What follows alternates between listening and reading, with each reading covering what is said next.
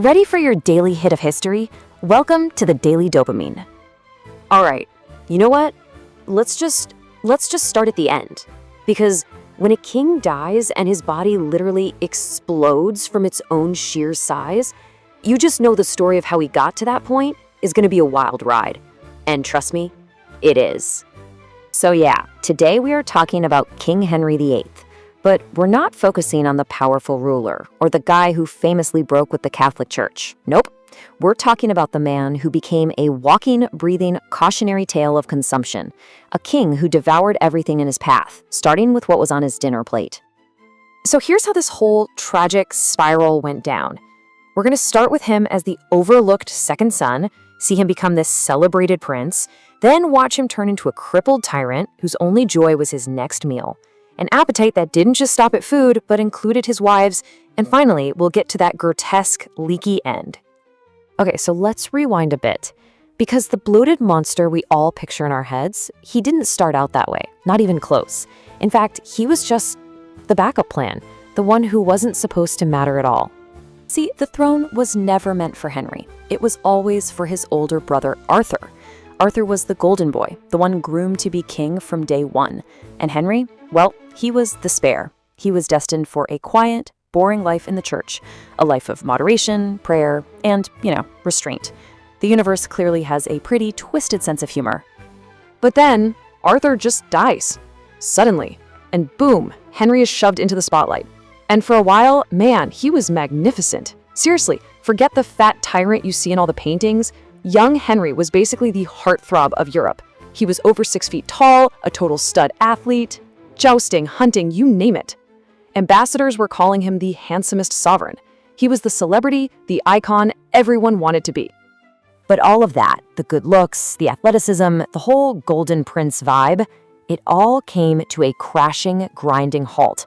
One single brutal moment would change him and all of England forever.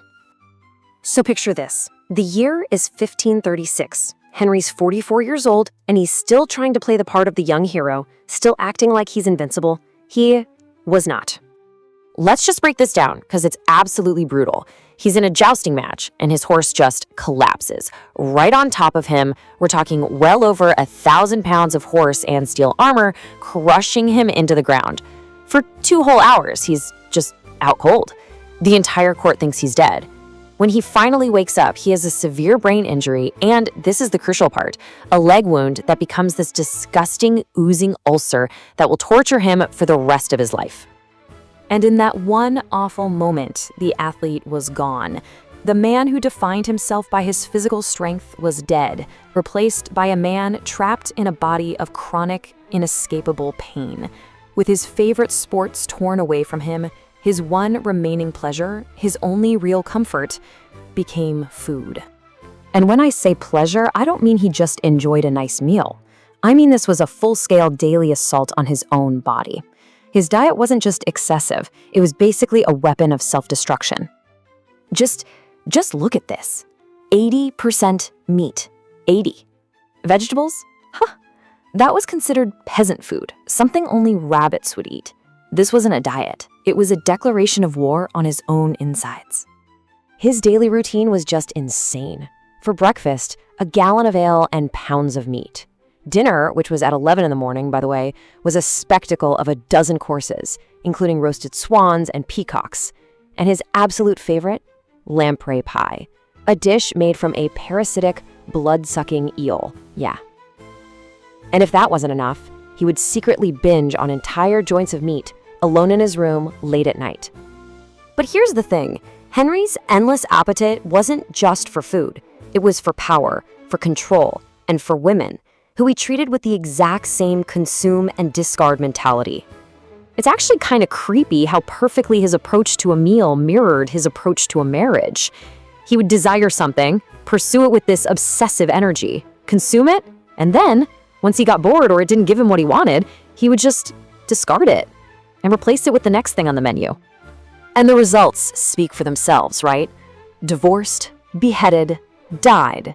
Divorced, beheaded, survived. It's less a list of marriages and more of a body count. It's a testament to a man who saw women as just another ingredient for his legacy, to be thrown out when they failed to provide him with a son. So, of course, a life of such ravenous consumption has to end somewhere, and for Henry, the end was every bit as disgusting as his diet. The consumer was finally, and pretty horrifically, consumed by his own consumption. The physical toll was just staggering. His waist went from a lean 32 inches to over 58. His weight ballooned to nearly 400 pounds. The once great athlete literally had to be hoisted around in a chair, his body just a festering wreck of gout, diabetes, and total organ failure. So it leads you to this one grimly poetic question.